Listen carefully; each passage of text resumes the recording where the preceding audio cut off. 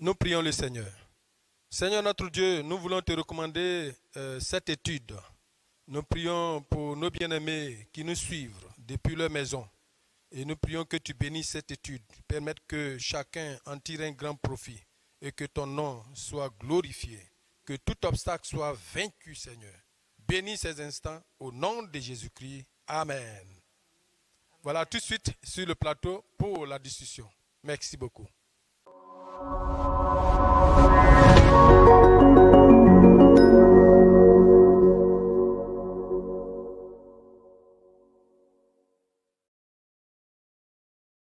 Nous sommes de retour sur le plateau d'EBCI.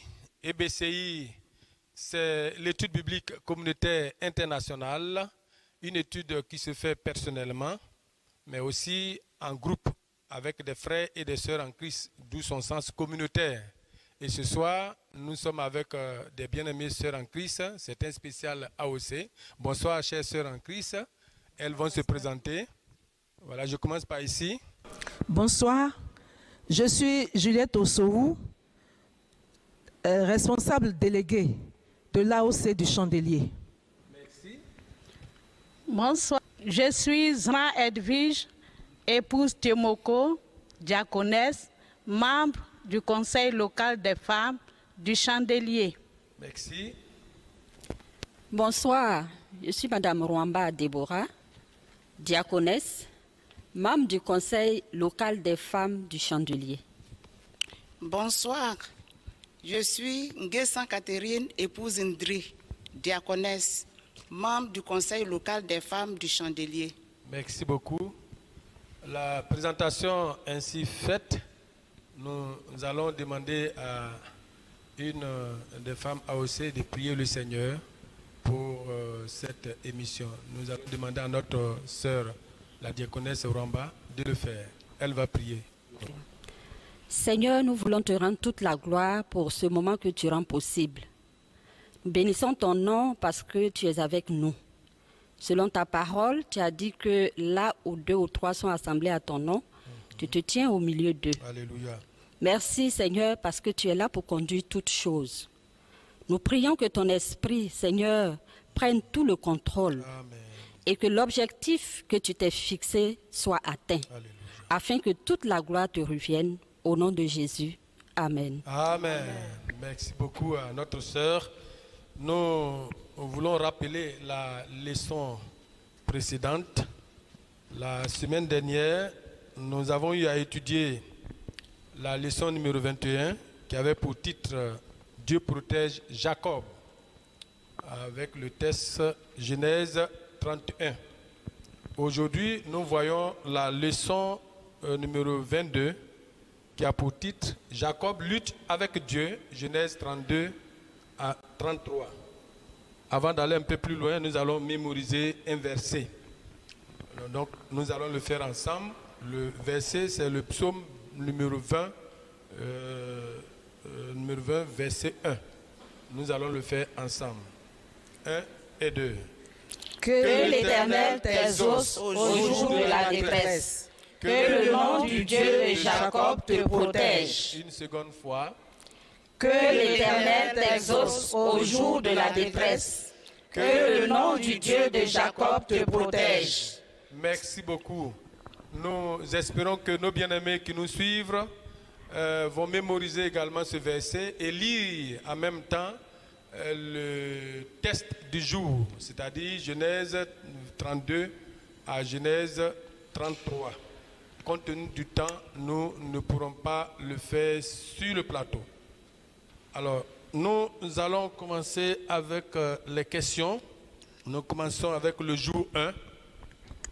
Le jour 1, le texte c'est Genèse 32, versets 1 à 8. Et le titre, Jacob se prépare pour rentrer à la maison. Jacob se prépare pour rentrer à la maison. Question 1. Qui Jacob a-t-il rencontré alors qu'il poursuivait son chemin vers Canaan? Qui Jacob a-t-il rencontré alors qu'il poursuivait son chemin vers Canaan? Alors, qui veut réagir? Oui, diaconesse Zran. Jacob a rencontré les anges. Il a rencontré les anges pendant qu'il poursuivait son chemin. Oui. Je vais ajouter un additif. Oui. Les anges de Dieu. Les anges de Dieu. Voilà. Merci beaucoup. Je crois que c'est la réponse, hein, elle est claire. Oui. Jacob a rencontré les anges. Alors, selon vous, pourquoi Dieu les a envoyés vers Jacob à ce moment? Oui, Madame Osou. Dieu a envoyé les anges vers Jacob pour, je pense, hein, pour encourager Jacob. Oui, l'encourager. Et lui dire que le Dieu d'Abraham, le Dieu d'Isaac, son père, tient toujours ses promesses. Oui. Car dans le chapitre 31, 3, Dieu a dit à Jacob de retourner au pays de ses pères et qu'il sera toujours avec lui. Avec lui. Voilà. Merci. Oui, la diaconesse Rwamba. Je suis d'accord avec sa réponse. Oui, merci. Effectivement, Dieu a envoyé les anges pour assurer de sa présence aux côtés de Jacob et en même temps aussi assurer sa sécurité. Voilà. En tout cas, quel Dieu merveilleux qui veille sur sa parole pour l'accomplir. Alors, question 2. Souvenez-vous des circonstances dans lesquelles Jacob a fui Ésaü 20 ans plus tôt. Donc nous pouvons le voir dans Genèse 27, 41 à 45. Selon vous, est-ce que nous pouvons nous rappeler un peu des circonstances dans lesquelles Jacob a fui Ésaü? Genèse 27 à 41. Qui peut nous rappeler un peu les circonstances? Oui. Jacob a fui son frère Ésaü parce qu'il lui avait enlevé la bénédiction par ruse. Et Ésaü menaçait de le tuer. Il menaçait de le tuer. Très bien. Et c'est ainsi que leur mère Rebecca a conseillé à Jacob de fuir vers son frère Laban. Laban, très bien. Et pour aller se réfugier là-bas. Très bien. Je vais ajouter quelque chose. Oui, oui, Madame Osou. Jacob a supplanté 2 fois son frère Ésaü. La première fois, c'était pour prendre son droit d'aînesse, et la deuxième fois, sa bénédiction. Sa bénédiction. Merci beaucoup. Alors, selon vous, pourquoi Jacob a-t-il envoyé des messagers à Ésaü? Oui, Madame Rwamba. Selon moi, Jacob a envoyé des messagers à Ésaü pour sonder un peu le terrain et voir s'il trouverait grâce aux yeux de son frère. Il trouverait grâce aux yeux de son frère. Parce qu'il avait à cœur de se réconcilier certainement avec lui. D'accord. Oui, oui. Moi, je vais ajouter à la suite de ma soeur que c'était pour une prospection. Comme elle a dit, sonder le terrain, mais voir si son frère Ésaü maintient toujours sa vengeance contre lui. Et pour qu'il ait aussi les nouvelles au retour des messagers, pour voir quelle position, quelle disposition il peut prendre. Très bien, merci beaucoup. Alors, question 3. Quel rapport les messagers ont-ils fait à Jacob de leur retour? Donc, Jacob a envoyé des messagers vers son frère Ésaü. Ils sont revenus, ils ont fait un rapport. Alors, quel est le rapport qu'ils ont fait, diaconesse Zedran? Jacob, les messagers ont dit à Jacob que son frère marche vers lui avec 400 hommes. Il marche contre lui. Voilà, l'expression dit contre lui avec 400 hommes. Ah. Alors, quel est l'effet? Quel fut l'effet de ce rapport sur Jacob? Oui, Madame Osou. Jacob fut très effrayé. Très effrayé. Et il était saisi d'angoisse quand il a entendu le rapport. Le rapport. Oui, qui veut ajouter quelque chose? Oui, diaconesse André. À la suite de ma soeur, je vais dire que Jacob a pris très peur. Il a eu très peur. Il a eu très peur. Il y a un autre mot qui va encore plus en profondeur de l'idée de peur. Je crois que c'est la phobie, c'est ça, non?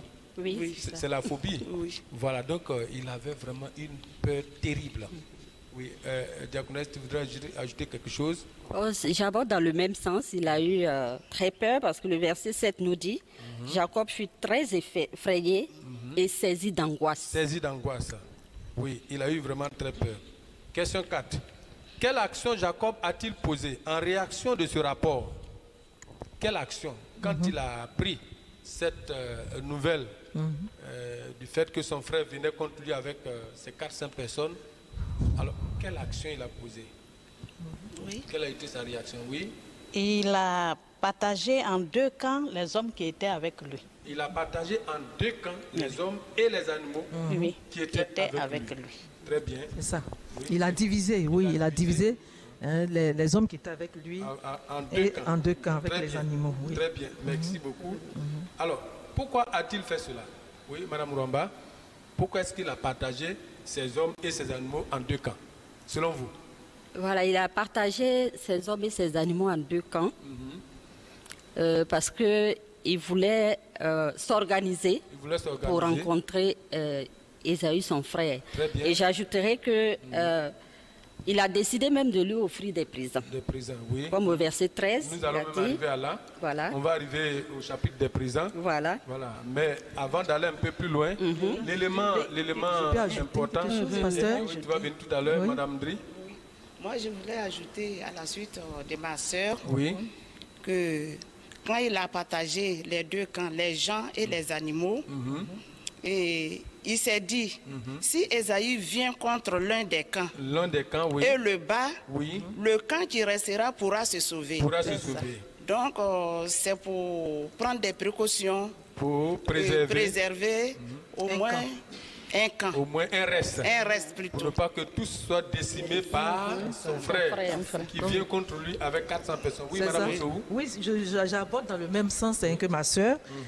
Il a décidé de diviser ces gens en 2 camps en espérant qu'un camp échappe à la fureur de son frère et de ses 400 hommes. Ça, il faudrait qu'un camp au moins échappe à la fureur de son frère et de ses 400 hommes. Quel homme stratège.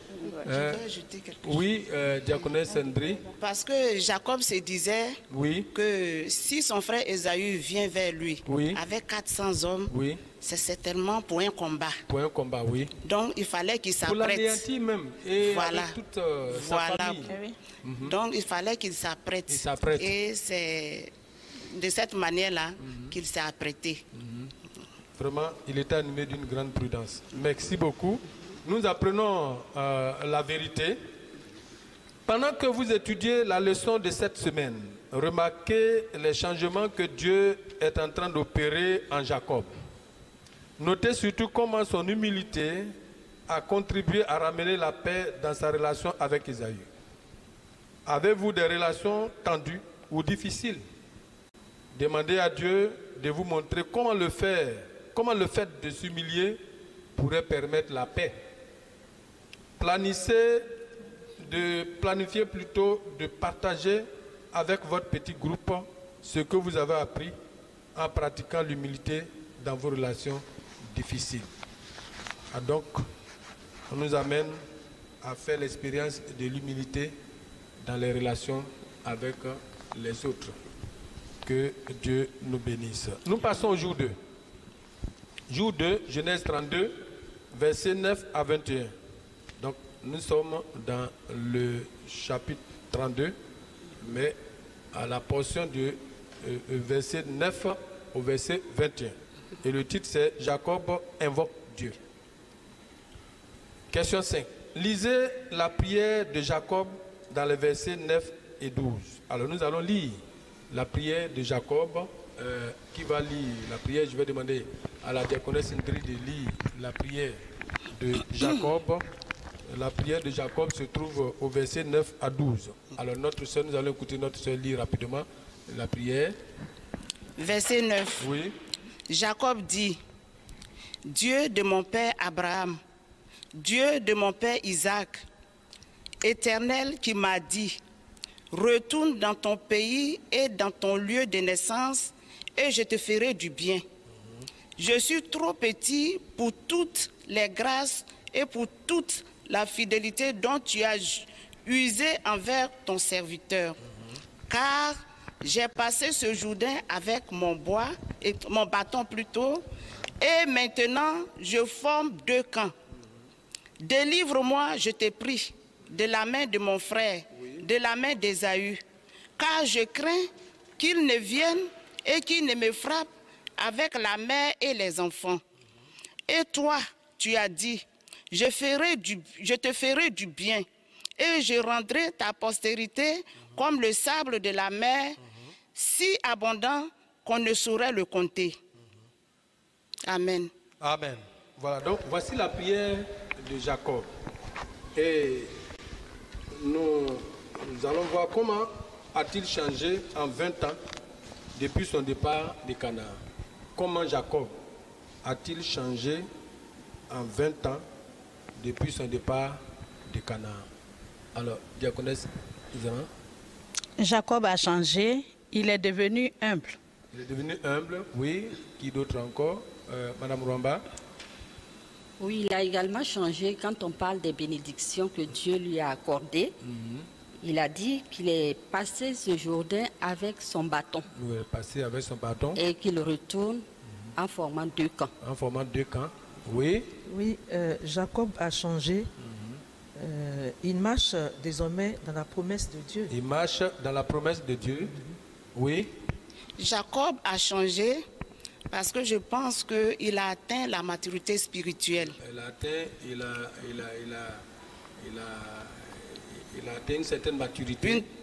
D'accord. Oui. Et il reconnaît le Dieu de ses pères. Il reconnaît le Dieu de ses pères. Et il demande au Dieu de ses pères le secours. Le secours. Devant la situation oui. dont il est confronté. Dont il est confronté.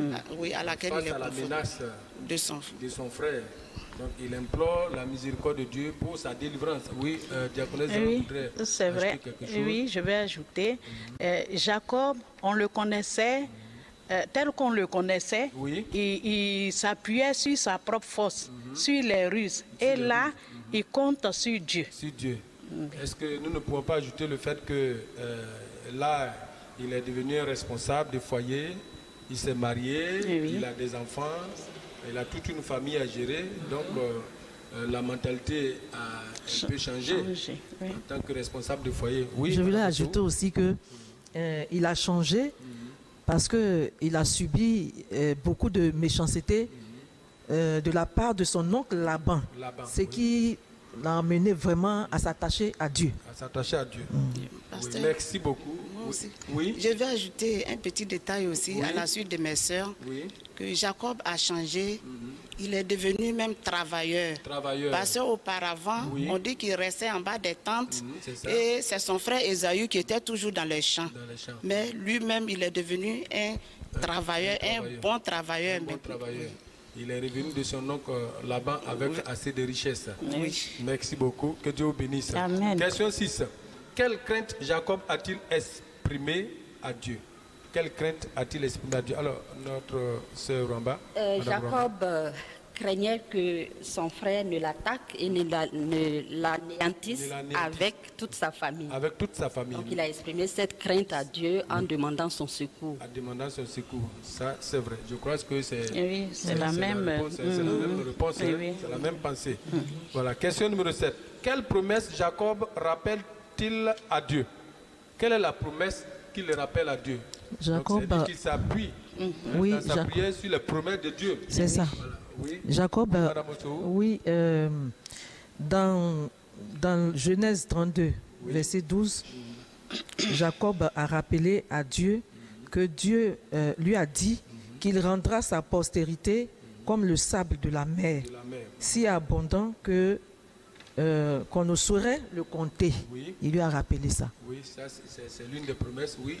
Oui, madame. Dieu lui a dit de retourner dans son lieu de naissance et il va lui faire du bien. Il va lui faire du bien, oui. Qui d'autre qui veut ajouter? Je crois que c'est ça. Voilà. Jacob s'est appuyé sur cela. Parce que là, il est en face de son frère pour qui il pense qu'il va venir le tuer. Et donc, il faut s'appuyer sur tout ce que Dieu lui a dit pour implorer la faveur de Dieu. Question numéro 8. Quelles mesures concrètes Jacob prend-il pendant qu'il se prépare à rencontrer Ésaü? Quelles mesures concrètes? Oui, diaconette. Pendant que Jacob se prépare à rencontrer son frère Ésaü, il décide d'apporter d'envoyer plutôt un présent à son frère Ésaü. À son frère Ésaü. Merci. Oui, qui veut ajouter? Je vais ajouter que oui, Madame Ossou. Jacob a décidé d'offrir des présents à son frère et en même temps il a pris des dispositions. Il a pris des dispositions. Oui, quelles sont ces dispositions, Madame Romba? Voilà, il a fait passer d'abord le troupeau avant. Oui. Ensuite, il est passé avant sa famille. Oui. A dit, il s'est placé devant sa famille et il a placé les servantes et leurs enfants à sa suite. Oui. Ensuite, Léa et ses enfants. Et enfin, Joseph et sa maman Rachel. Donc, oui, qu'est-ce que vous pouvez nous apprendre à ce niveau? Voilà, à mon avis, il s'est dit, bon, si Ésaü l'attaquait et l'exterminait, alors le reste de sa famille pourrait prendre la fuite. Et selon l'ordre lequel il a établi, moi je vois cela, le degré d'amour qu'il avait pour chaque groupe. Voilà. À chaque niveau, voilà, il y a un degré d'amour. Donc on a l'impression que l'amour qu'il a pour Rachel et pour Joseph était plus fort que l'amour qu'il avait pour les autres. Voilà. Oui, qui d'autre? Bon, on peut dire. Oui. C'est la même chose, classification d'amour. Ah, donc c'est une très bonne disposition selon lui. D'accord, merci beaucoup. Nous allons passer au jour 3. Genèse 32, versets 22 à 32. Jacob lutte avec Dieu. Question 9. Avec qui Jacob lutte-t-il avec qui Jacob a-t-il lutté? Jacob a lutté avec un homme. Il a lutté avec un homme. Donc, le texte nous dit au départ, Jacob a lutté avec un homme. D'accord? Voilà, mais dans la suite du texte, qu'est-ce qui a été dit? Il a lutté avec Dieu. Il a lutté avec Dieu. Oui. Et avec les hommes. Bien. Quel fut le résultat de cette lutte? Quel fut le résultat de cette lutte? Jacob fut déclaré vainqueur. Il fut déclaré vainqueur malgré la boiture de sa hanche. Donc, vainqueur, la hanche a été déboîtée. Ensuite, qui va ajouter quelque chose? Ensuite, son nom a été changé. Son nom a été changé. Et ça veut dire sa personnalité a été changée. Oui, madame. Dieu l'a béni. Dieu l'a béni. Très bien. Nous poursuivons aux questions numéro 10. Que signifie le prénom Jacob? Madame Ramba? Oui, le prénom Jacob signifie tricheur. Tricheur. Celui qui supplante. Celui qui supplante. Voilà, nous pouvons le voir dans Genèse 25, verset 26, Genèse 27, verset 36. Bien. Quel est le nouveau nom de Jacob et que signifie-t-il? Répondu. C'est Israël. Oui, parce qu'il a lutté avec Dieu. Il a lutté avec Dieu. Donc Israël, parce qu'il a lutté avec Dieu. Ah, ça c'est formidable. C'est formidable. Nous passons à la question 11. Lisez Osée 12, 4. Alors, quelqu'un va nous lire Osée chapitre 12, verset 4. Est-ce que notre sœur Ossou peut nous lire Osée? Dans le sein maternel, Jacob saisit son frère par le talon. Oui. Et dans sa vigueur, il lutta avec Dieu. Il lutta avec Dieu. C'est ce qui est écrit. Bien. Il est dit de donner des exemples de la façon dont Jacob a lutté avec des hommes et avec Dieu. Des exemples de la façon dont Jacob a lutté avec des hommes et avec Dieu. Je pense. Oui, Madame Romba. Jacob, on peut dire que sa lutte a commencé dès le sein maternel. Le sein maternel. Avec son frère jumeau. Oui. Ensuite, pendant leur jeunesse. Oui. Où il a réussi par la ruse à le déposséder de son droit d'aînesse et de ses bénédictions. On peut dire qu'il a également lutté avec son oncle Laban, qui a été injuste avec lui. Mais là encore, Jacob sortit vainqueur car Dieu lui a fait justice. Et le verset 9 du chapitre 31 nous dit, Dieu a pris à votre père son troupeau et me l'a donné. Très bien. Qui veut ajouter quelque chose? Je pense que Jacob a lutté aussi avec Dieu. Il a lutté avec Dieu. Il a lutté avec Dieu. Oui, et la diaconesse voudrait ajouter quelque chose? Non, ça va. D'accord, merci beaucoup. Quelle est la lutte la plus significative et pourquoi? Nous allons commencer par notre sœur, diaconesse Ezra. Quelle est la lutte la plus significative de Jacob? La lutte la plus significative, c'est la lutte avec Dieu. La lutte avec Dieu. Et pourquoi, selon toi? Selon moi, c'est la lutte la plus significative parce que c'est Dieu qui bénit. C'est Dieu qui bénit? Oui. D'accord. Et la diaconesse Catherine? La lutte la plus significative est celle avec Dieu. Celle avec Dieu. Que Jacob a eu avec Dieu. Oui. Et pourquoi, selon toi? Cette lutte, son nom a été changé. Son nom a été changé. Et il a été déclaré vainqueur. Il a été déclaré vainqueur. Et il a été béni. Il a été béni. D'accord. Merci. Qui dit le contraire? Madame Rwamba. Mais je voudrais ajouter à la suite de mes sœurs que effectivement, à la suite de cette lutte, il y a eu un grand changement dans la vie de Jacob. Un grand changement, oui. Très bien. Parce que son nom a été changé. Oui. Et à mon avis, le changement de son nom symbolise également le changement de sa spiritualité. De sa spiritualité. Donc, il gagne, il évolue dans sa spiritualité. Dans sa spiritualité. Une certaine en maturité, oui. Dans sa spiritualité. Très bien, oui. Madame Osso, est-ce que tu voudrais ajouter quelque chose? C'est la même chose que mes sœurs.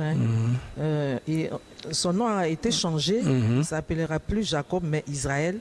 Donc, c'est sa destinée qui change. Sa destinée change. Très bien. Très bien. Merci beaucoup. Que Dieu vous bénisse. Alors, nous passons au jour 4. Jour 4, Genèse 33, versets 1 à 12. Jacob rencontre Ésaü. Question 12. Comment Jacob approche-t-il Ésaü? Il a dit, pendant que vous répondez, considérez ce qu'il fait et ce qu'il dit. Donc, comment Jacob rencontre-t-il Ésaü? Et pendant que vous répondez, vous considérez ce qu'il fait, ce qu'il dit. Qu'est-ce qu'il disait, qu'est-ce qu'il faisait en allant rencontrer son frère Ésaü, certainement pour faire la paix avec lui. Alors, Madame Ossou? Oui. Jacob a approché premièrement son frère avec humilité. Il a approché son frère avec humilité. En se prosternant 7 fois. 7 fois.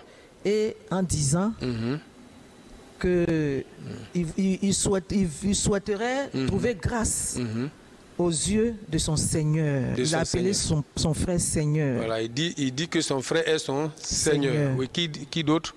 Oui, Madame Zran, la diaconesse. Il s'est approché avec humilité et comme ma soeur le dit, il s'est prosterné 7 fois.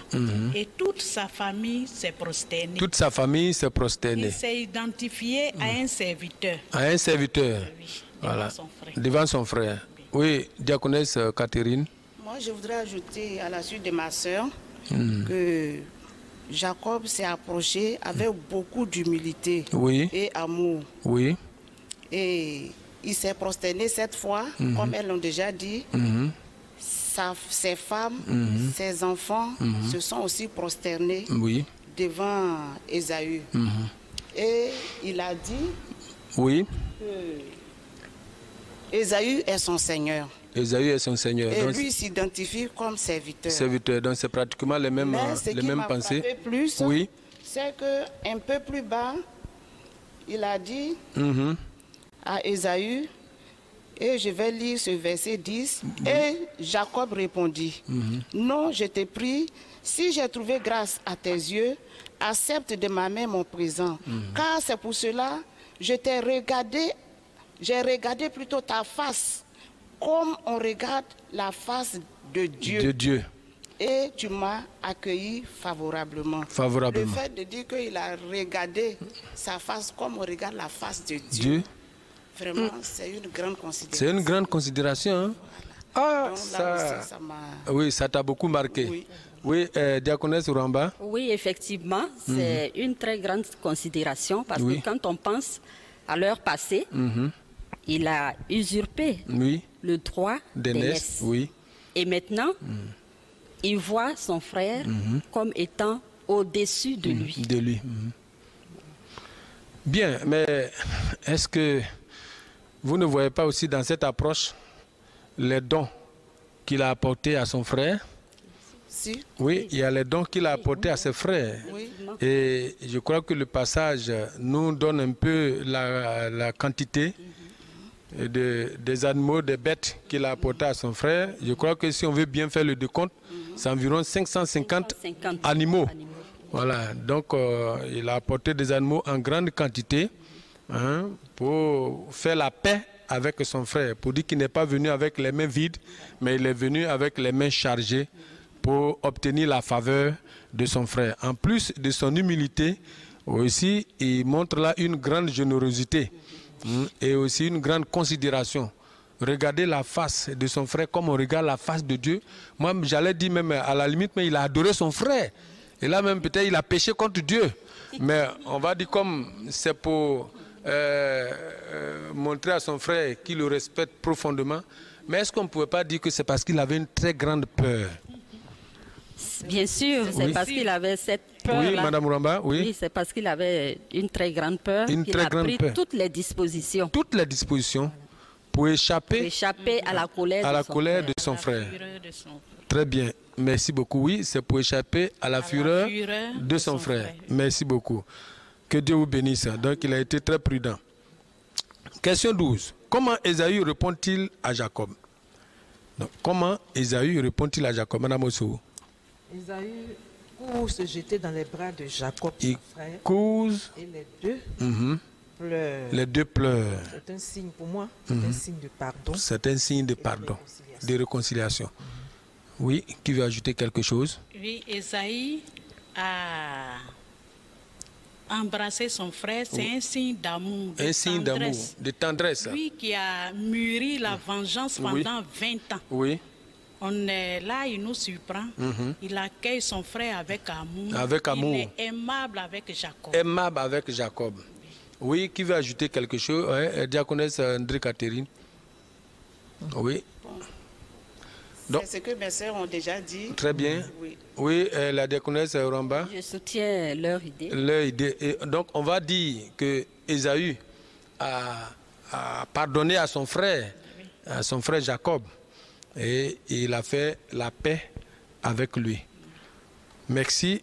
Question numéro 14. Selon vous, pourquoi la réaction d'Ésaü est si différente de ce que Jacob avait craint? Pourquoi la réaction d'Ésaü, plutôt, est si différente de ce que Jacob avait craint? Jacob, qu'est-ce qu'il avait craint? Oui, diaconesse Zran. Jacob craignait que son frère ne... Le micro. Oui. Jacob craignait que son frère lui fasse la guerre. Mais son comportement, son humilité, tous les présents ont désarmé Ésaü. Très bien, oui. Qui veut ajouter quelque chose? Effectivement, Jacob ne s'attendait pas à une telle réaction de la part de son frère. Oui. Mais comme elle a dit, l'humilité de Jacob a favorisé l'amour de son frère. La haine a été remplacée par l'amour, des relations amicales. Oui, pasteur. Et moi, je voudrais ajouter à la suite de mes sœurs que Ésaü, qui a été l'offensé, a pardonné à l'offenseur. Oui, parce que pour qu'il y ait réconciliation, il faut que l'offensé pardonne à l'offenseur. Sinon, il ne peut pas avoir réconciliation. Donc, il a pardonné à son frère. Et tout ce qui était colère, amertume, ressentiment, tout ça a disparu. A disparu. Et le temps aussi, 20 années, ce n'est pas 20 mois. ça a joué aussi. Le temps a joué. Le temps a joué. Très bien. Et non seulement le temps a joué, Ésaü a dit à son frère Jacob, garde ce que tu as, car Dieu m'a béni. Dieu m'a béni, oui. Dieu m'a béni, donc Dieu l'a béni. Oui. Donc c'est à cause de cette bénédiction-là, il a pleuré. Oui, en son temps. En son temps. Oui. Et Dieu l'a béni. Dieu l'a béni. Donc maintenant, on peut dire qu'il est au même niveau que son frère. Les deux sont responsables maintenant. Ils sont responsables. Oui. Donc tout ça a favorisé le pardon. Le pardon. Très bien. Donc nous pouvons retenir que c'est l'exaucement à la prière de Jacob, puisque Jacob a prié pour que Dieu le délivre de la main de son frère. Oui. Et Dieu certainement est intervenu, oui. a touché le cœur d'Ésaü, fait dissiper l'amertume et tout ce qu'il y a comme colère, et désormais les deux se réconcilient. Et Ésaü est surpris de voir cette belle réaction de son frère, qui au lieu de venir le tuer, il vient faire la paix. Quelle grâce. Que le nom du Seigneur soit béni. Amen. Amen. Jour 5. Genèse 33, versets 13 à 20. Jacob et Ésaü se séparent de nouveau. Jacob et Ésaü se séparent de nouveau. Alors, quelle tentative Ésaü fait-il pour aider Jacob pendant qu'il continue son voyage? Quelle tentative Ésaü fait-il pour aider Jacob pendant qu'il continue son voyage? Oui, qui veut rebondir? Oui, Madame Osou. Ésaü propose à son frère de le dévancer, de le dévancer. Oui. Il demande à son frère de le suivre. En même temps, quand son frère a refusé, son frère a refusé poliment. Donc, Ésaü lui a dit, bon, je te laisse la moitié de mes hommes pour assurer ta sécurité. Très bien. Très bien. Oui, qui veut ajouter quelque chose? Oui, diaconesse.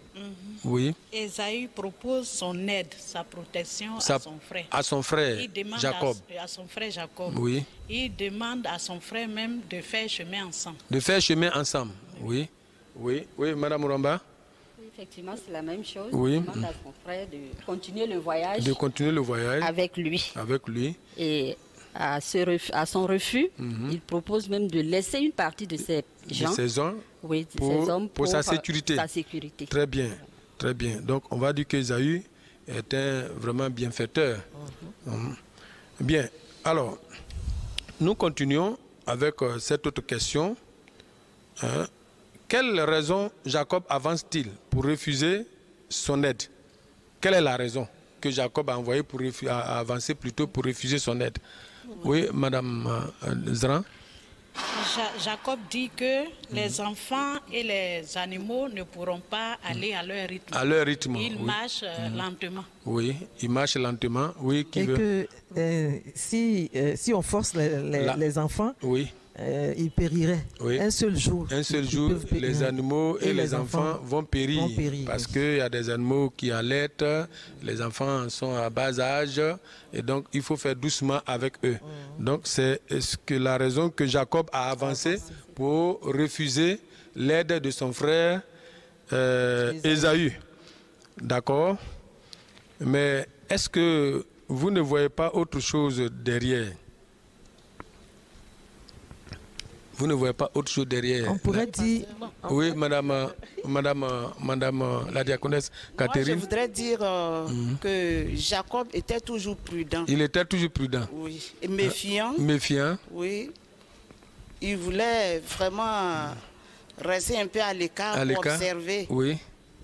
Bon, si son frère a vraiment changé, si ce qu'il dit, si ce qu'il fait est sincère. Mais est-ce que la peur de Jacob avait été complètement dissipée? Pas du tout. C'est ça, il avait toujours peur. Oui, Madame Ramba. Je pense qu'il avait toujours peur. Elle avait toujours peur. Oui, Madame Ossou. Il avait toujours peur. Il avait toujours peur. Donc, c'est vrai qu'il a fait la paix, mais il faut quand même faire attention, on ne sait jamais. Parce que ça fait 20 ans que nous sommes séparés. En un seul jour, c'est trop facile la réconciliation. Et en même temps, on fait chemin ensemble. On ne sait jamais ce qui peut se passer devant là-bas. Compte tenu de ce qu'il a eu à faire, oui. Et il croit difficilement que son frère lui pardonne comme ça. Oui, ça c'est vrai. Alors, bien que Jacob laisse entendre qu'il rencontrera Ésaü à Séir. Alors, voilà, Jacob dit qu'il va rencontrer son frère à Séi. Mais est-ce que réellement il est parti à Séi? Non. Non. Alors, donc, où est-ce qu'il est parti finalement? À Sukkot. Il est parti à Sukkot, à Canaan. À Canaan. Alors, donc, qu'est-ce que nous pouvons penser de Jacob en ce moment-là? Il dit qu'il va rejoindre son frère à Séi et il ne va pas à Séi, il va à Sukkot. Qu'est-ce que nous pouvons penser? Est-ce qu'il n'y a pas encore un reste de ruse encore en lui? On peut dire que Jacob n'a pas complètement changé. Il n'a pas complètement changé. Il y a un dépôt de ruse encore qui est encore là. Mais on va dire qu'il est aussi toujours prudent. C'est ça. Très bien. Très bien. Alors, selon vous, pourquoi a-t-il agi ainsi? Selon le verset 20. Le verset 20. Qu'est-ce que le verset 20 nous dit? Il a dit, selon vous, pourquoi a-t-il agi? Non. Pourquoi a-t-il agi ainsi? Nous allons arriver à la dernière question. Mais pourquoi Jacob a agi ainsi? Pourquoi est-ce qu'il n'est pas allé à Séi et puis il est allé à Sukkot? Oui, Madame Ossou? Pour moi, je pense que Jacob, qui est devenu spirituel, a dû écouter la voix de Dieu. Oui. Il a dû écouter la voix de Dieu. Ça, c'est un élément important. Oui, ma diaconesse Ndri? Moi, je voudrais ajouter à la suite de ma sœur que avant de quitter, le Seigneur lui a dit, Dieu lui a dit de partir au pays de sa naissance. Au pays à Canaan, oui. Donc, il suivait cet ordre-là. Et il ne pouvait pas changer chemin faisant et aller à Séi. Donc, il a suivi la voix de Dieu. Oui. Et moi, je pense aussi, personnellement, que... Le texte ne le dit pas. Oui, le texte ne le dit pas. Il avait beaucoup de biens. Et il avait des gens. Il avait beaucoup d'enfants. Donc, il fallait qu'il se mette dans un lieu où il soit un peu en sécurité vis-à-vis de son frère. Comme on l'a dit, la peur est toujours là. Donc, il a beaucoup de biens, beaucoup de troupeaux. Il lui faut de l'espace. Il lui faut de l'espace. De l'espace, oui. Pour ne pas que ce soit la même situation entre Abraham et son neveu Lot. Les disputes, les querelles. Les querelles entre les bergers, les animaux, donc et tout ça aussi, les enfants. Je pense que ça peut être un facteur. Un facteur, oui. Diaconesse Romba. Effectivement, je soutiens ce que ma sœur a dit, parce que Jacob manifestait toujours une grande prudence. Une grande prudence, ça c'est vrai. Il voulait prévenir les conflits éventuels. Parce qu'on ne sait jamais, comme elle a dit, il a beaucoup d'enfants et beaucoup de serviteurs, beaucoup de biens. On ne sait pas qu'est-ce que la cohabitation peut arriver. Voilà. Ça, c'est vrai. Voilà. Merci beaucoup vraiment pour vos différentes réactions. Une dernière question pour terminer sur ce chapitre. Que fait Jacob pour montrer son intention d'adorer le Seigneur? Que fait Jacob pour montrer son intention? Madame Zran? Il élève un autel. Un autel. Quel est le nom? Le nom de l'autel, c'est El Eloé Israël. Israël. Ouais, ça, c'est une marque très importante. Vous voyez un peu que dans l'ancien temps, les hommes de Dieu, quand ils ont fait une expérience importante avec le Seigneur, posaient toujours une action particulière. Ils élevaient toujours un autel pour marquer l'événement, pour se souvenir toujours de ce que Dieu leur a fait. Et je pense que de nos jours, nous pouvons faire la même chose, par des actions de grâce, voilà, par des louanges, et par tout ce que nous pouvons avoir comme des attitudes de reconnaissance à Dieu, pour nous souvenir de tout ce que Dieu a fait pour nous. Que Dieu nous bénisse. Amen. Nous appliquons la vérité. La dernière fois que nous avons vu Ésaü, il était irrité et aigri. Il était si furieux qu'il avait juré de tuer Jacob. Cependant, quand on le voit maintenant, la rage et le ressentiment ont disparu. Ésaü court à la rencontre de Jacob. Il le prend dans ses bras, l'embrasse et pleure. Il le traite aimablement et veut l'aider. Il semble être d'un cœur sincère et affectueux. Qu'est-ce qui a provoqué ce changement? La Bible ne nous le dit pas. Cependant, nous savons que la Bible nous met en garde contre l'amertume. Hébreux chapitre 12, verset 15 dit, « Veillez à ce que nul ne se prive de la grâce de Dieu, à ce qu'aucune racine d'amertume poussant des rejetons ne produise du trouble et que plusieurs n'en soient infectés. » Avez-vous besoin de pardonner à quelqu'un? Demandez au Seigneur de vous montrer toute l'amertume ou le ressentiment que vous pourriez entretenir.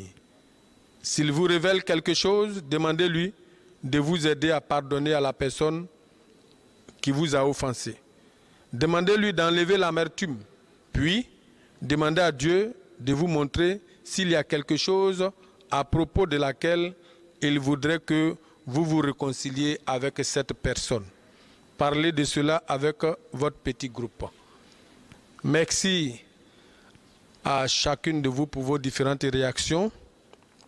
Nous allons à présent passer aux questions et aux vérités. Voilà, nous allons à présent prendre quelques questions. Certainement, nos bien-aimés voudraient poser quelques questions, voudraient comprendre un peu plus. Alors, nous allons donner l'occasion à quelques-unes de poser des questions. Nous allons commencer par notre sœur, Madame Osso, oui, j'ai pour une question. sa question. Oui. J'ai une question. Ma question est la suivante. Oui. Pour aller à la rencontre de son frère, Oui. Jacob a fait une classification. Il a placé en tête, c'est-à-dire en première ligne, les servantes avec leurs enfants. Ensuite, Léa Oui. et ses enfants. Et enfin, Rachel et Joseph. Ma question est la suivante. Pourquoi une telle classification? Pourquoi une telle classification? Voilà, je pense que dans le développement de notre étude, nous avons touché ça un peu, mais tout de même, on peut revenir là-dessus. Oui, qui veut intervenir? Moi, je pense que Jacob a fait cette classification selon le degré d'amour qu'il a pour chacun. Pour chacun? Oui. Qui d'autre? Oui. Madame la diaconesse Ndri. Bon, Jacob a fait cette classification. Je ne peux pas dire tout de suite que c'est selon le degré d'amour qu'il a pour chacun. Parce qu'il fallait qu'il commence par un groupe quand même. Donc, il peut le faire comme ça. Il peut commencer par une famille. Donc, s'il a procédé ainsi, bon, moi, je trouve qu'il n'y a pas d'inconvénient. Mais deuxième point, je veux souligner que Jacob, il a fait ça aussi, comme mes soeurs l'ont dit. Ça peut aussi dépendre du degré d'amour qu'il avait pour chacun. Parce qu'il n'a pas décidé d'épouser les servantes. Il n'a pas aussi décidé d'épouser Léa. Celle qu'il avait voulu épouser, c'est bien Rachel. Et on peut dire que les autres, bon, Léa lui a été imposée. Et les autres servantes aussi, bon, sont venues après. Donc, la réaction de son cœur dès le départ n'a pas changé. Parce que c'est Léa, et plutôt Rachel, et c'est Rachel qui l'a aimé. Merci beaucoup. Oui, Madame Ramba. Oui, je soutiens son additif, parce que quand nous voyons également Rachel n'a pas eu vite fait d'enfant. C'est par la prière que Dieu a donné Joseph à Rachel. Donc, Jacob avait un amour particulier, et pour Rachel et surtout pour Joseph. Plutôt les personnes âgées, leur dernier enfant, pas joué. Oui, pasteur. Et puis, il faut ajouter aussi, à la suite de ma soeur, que Rachel n'avait qu'un seul enfant. Donc, il fallait le protéger. En ce moment-là, il fallait le protéger. Donc, finalement, nous pouvons comprendre que Jacob avait un amour particulier. Joseph. Joseph. Oui. Et il a voulu quand même que même si les choses doivent capoter, et si ça doit mal tourner, eux, au moins ils peuvent s'échapper. Merci beaucoup. Alors, quelle est la seconde question? Oui, diaconesse. Oui, et ma question est la suivante. Est-ce qu'un homme peut lutter avec Dieu? Est-ce qu'un homme peut lutter avec Dieu? Ah, belle question. Alors, qui veut réagir? Oui, Madame Ossou? Oui, pour ma part, je pense qu'un homme peut lutter avec Dieu. Si quelqu'un a un avis contraire, pourrait le faire. Hein? On peut lutter. Un homme peut lutter avec Dieu. Oui. Par exemple, dans la prière, on peut demander quelque chose à Dieu et Dieu met du temps à donner. À donner. Et on continue dans la prière. On l'importune. On le fatigue. On le fatigue. Voilà, on insiste. On insiste. C'est une sorte de lutte. C'est une sorte de lutte. Très bien. Oui. Qui veut ajouter quelque chose? Madame Ramba. Oui. Je sens que tu veux donner une réponse. Voilà. De prime abord, on pourrait dire que, pris littéralement, un homme ne peut pas lutter avec Dieu. Selon ce que tu vois. Voilà, selon ce que je vois. Parce que Dieu est esprit, il est tout puissant. Comment l'homme qu'il a créé, faible, peut-il lutter avec lui? Non, ça c'est difficile. C'est difficile. Mais quand on pousse la réflexion, et surtout par rapport à la parole de Dieu, je rejoindrai ma soeur pour dire qu'un homme peut lutter avec Dieu. Et l'exemple de Jacob le montre. Il dit que Jacob a lutté avec l'homme. Et par la suite, cet homme s'est révélé comme étant Dieu. Étant Dieu, oui. Et il a été vainqueur de surcroît. Comme elle a dit, il faut persévérer dans la prière. Dans la prière. Il ne faut pas baisser les bras. Il faut insister et exiger même, comme Jacob, d'être béni. Parce qu'il a dit, je ne te laisserai pas tant que tu ne m'es pas béni. Très bien. Merci beaucoup. Oui, diaconesse, c'est ça? Oui, j'aborde dans le même sens que mes frères, mes sœurs. Oui. Merci beaucoup. Donc, humainement parlant, on ne peut pas lutter avec Dieu parce que Dieu est au-dessus de l'homme. Mais dans un autre sens, au plan spirituel, on peut lutter avec Dieu pour obtenir des bénédictions. Lutter dans la prière, mener un combat spirituel, comme l'apôtre Paul dit, j'ai combattu le bon combat. Voilà, le combat qui consiste à garder cette bonne relation avec Dieu et à se laisser à être dépendant de Dieu et s'attendre à ce que Dieu intervienne dans notre vie. Et ça, c'est une bonne lutte. Que Dieu vous bénisse. Amen. Alors, nous allons... Y a-t-il une troisième question? Il y a une troisième question. Oui, quelle est la troisième question? La troisième question, est-ce que Jacob a vraiment changé? Est-ce que Jacob a vraiment changé? C'est la question? Pourquoi? S'il a changé, pourquoi n'a-t-il pas rejoint son frère à Séir? À Séir. Alors qu'il a dit à son frère qu'il va le rejoindre à Séir. Et dans la faisabilité, il va ailleurs. Est-ce qu'il a vraiment changé? N'a-t-il pas encore un dépôt de ruse encore en lui? Voici un peu la question de la sœur. Alors, qui veut rebondir? Diaconesse Sidran. Bon, moi je pense que Jacob a changé. Il a changé? Oui. Jacob a changé parce que en tant que tricheur, usurpateur, trompeur, là, il marche maintenant selon Dieu. Il marche selon Dieu. Il marche selon Dieu. Selon les prescriptions de Dieu. Selon les prescriptions de Dieu. Très bien. Il n'est pas allé vers son frère avec la force, mais il est allé avec humilité, avec beaucoup de présents. Cela pour dire qu'il a reconnu son tort. Il a reconnu son tort et il a voulu en quelque sorte une restitution. Et là, il n'est pas allé avec son frère par mesure de prudence. De prudence, oui. Donc, on va dire qu'il est assez sage. Voilà. Voilà, assez sage. Oui, diaconesse Romba. Effectivement, c'est par sagesse qu'il a agi ainsi. Oui. Et parce que même si on voit un peu de ruse, ce n'est pas de la même façon que ce qu'il a fait par le passé. Par le passé, oui. Là, il use de prudence, il écoute la voix de Dieu. La voix de Dieu. Et la promesse lui a été faite d'aller à Canaan. À Canaan.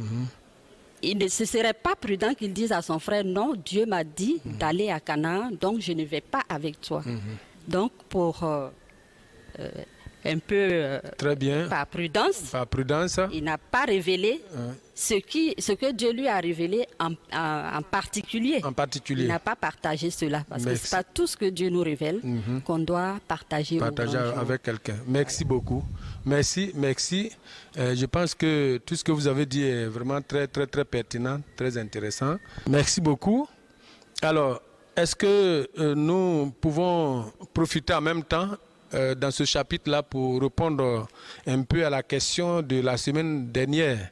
Il nous a été demandé ceci: pourquoi, selon vous, Laban, qui connaissait l'Éternel, avait dans sa maison d'autres dieux? Quelle vérité cela nous révèle aujourd'hui? Peut-on trouver des types de Laban de nos jours? Oui, Madame Ossou? Oui. Moi, je dis oui. Il y a des types de Laban de nos jours. Oui, mais selon vous, pourquoi Laban avait des dieux chez lui?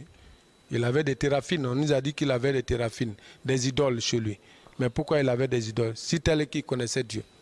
Oui, je vais revenir à toi, mais diaconesse Zana? On peut dire que Laban connaissait Dieu de façon superficielle. De façon superficielle. Il n'était pas vraiment assis spirituellement. Assis spirituellement, d'accord. Merci. Oui, diaconesse Ndri?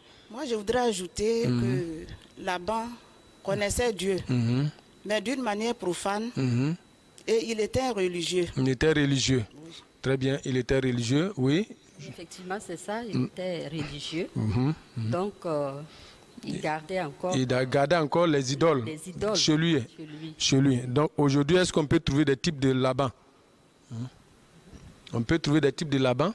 Bien sûr. Oui, Madame Ossou? Oui. On a des Laban parmi nous aujourd'hui. Oui. Qui feignent de connaître Dieu, mais qui en réalité... Ils ont des idoles chez eux. Oui, qu'ils adorent. Des péchés mignons.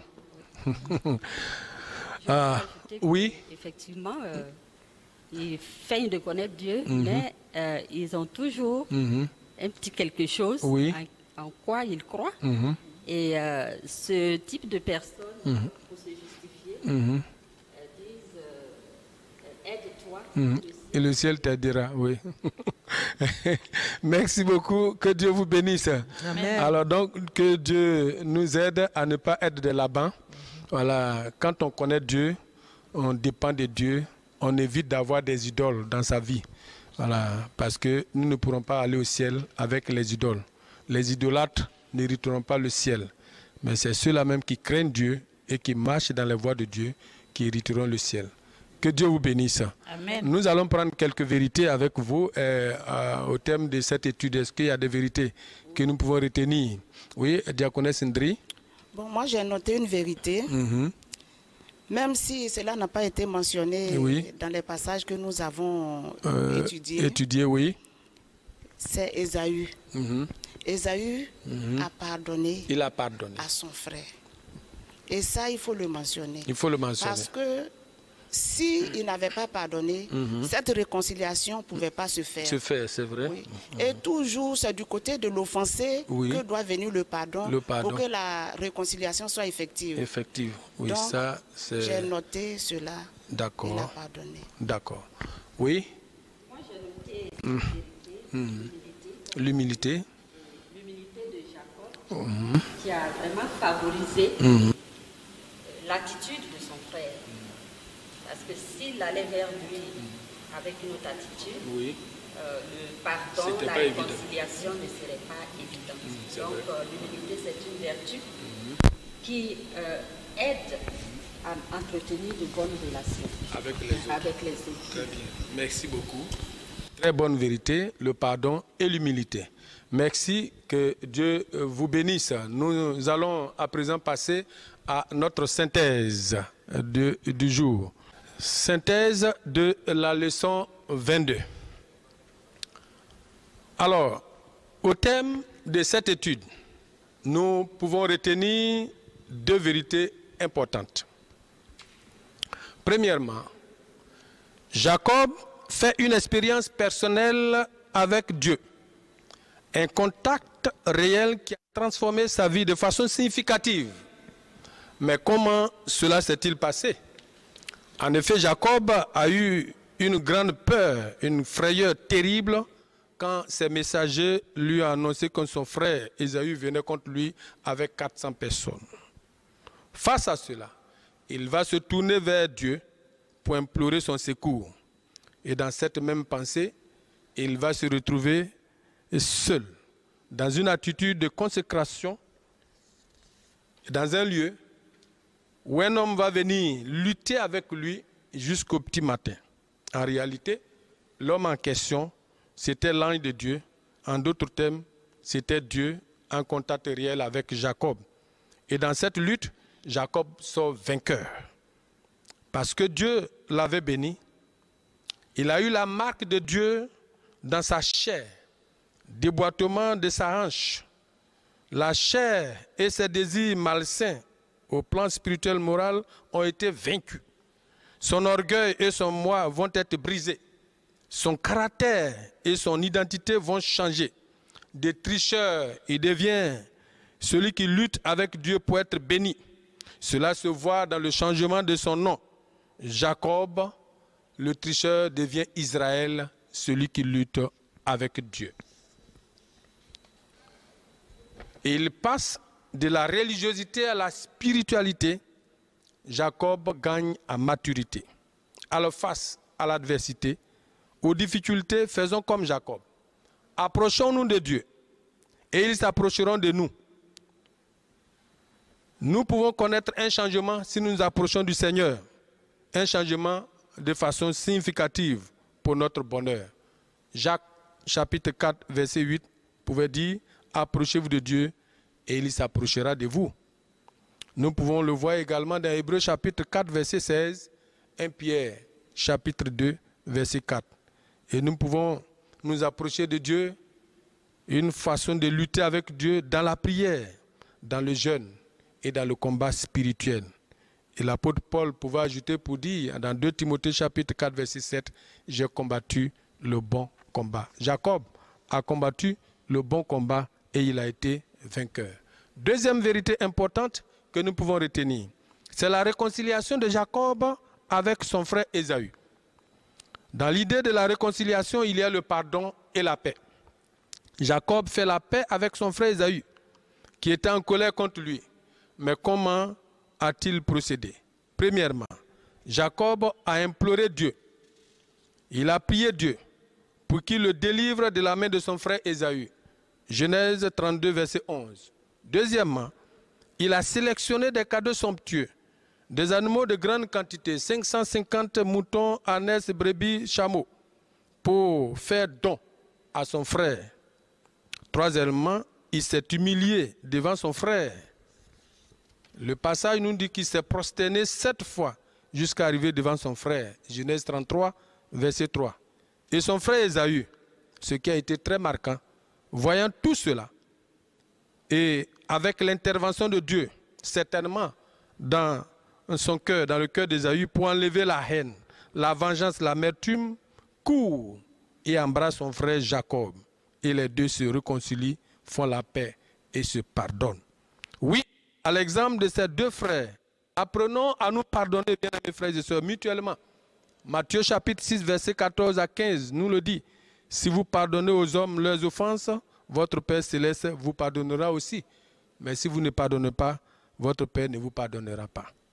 Le pardon guérit, le pardon libère, le pardon sauve. Messieurs, madame, dans le foyer, doivent se pardonner et se réconcilier. De sorte à ce que là où il y a des tensions, que les tensions se dissipent. Que les tensions entre parents et enfants se dissipent.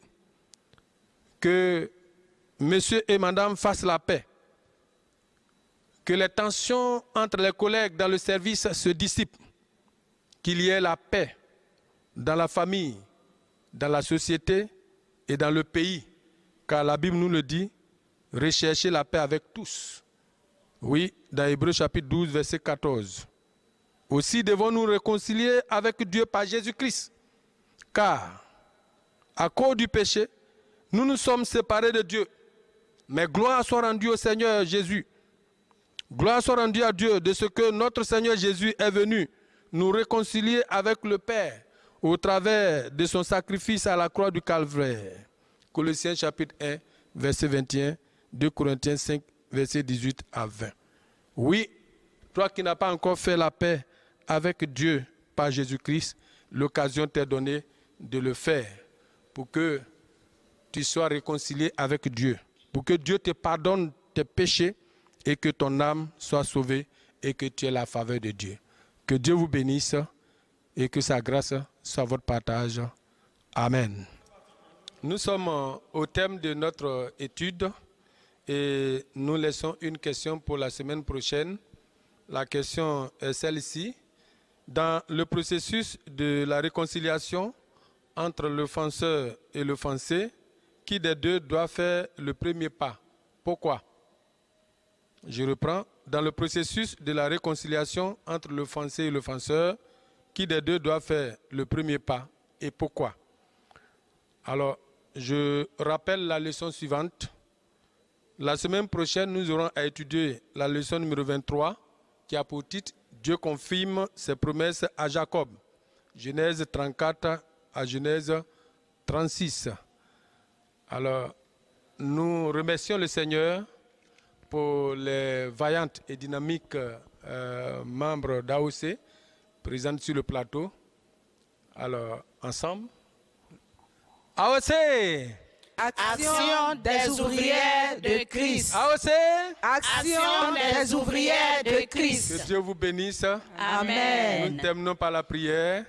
Seigneur notre Dieu, merci pour cette rencontre que tu as rendue possible. Que ta grâce et ta paix reposent sur chacun. Au nom de Jésus-Christ. Amen. Amen. Shalom. Que Dieu vous bénisse.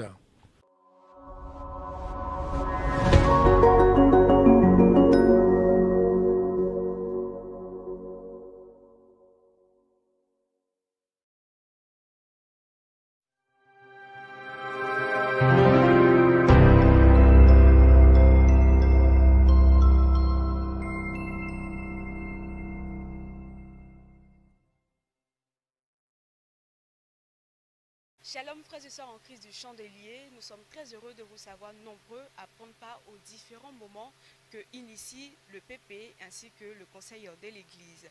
Nous débutons ces annonces avec le programme de l'Église.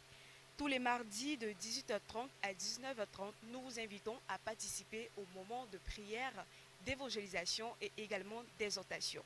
Tous les jeudis de 18h30 à 19h30, nous vous prions de participer au moment d'études bibliques communautaires internationales en abrégé EBCI.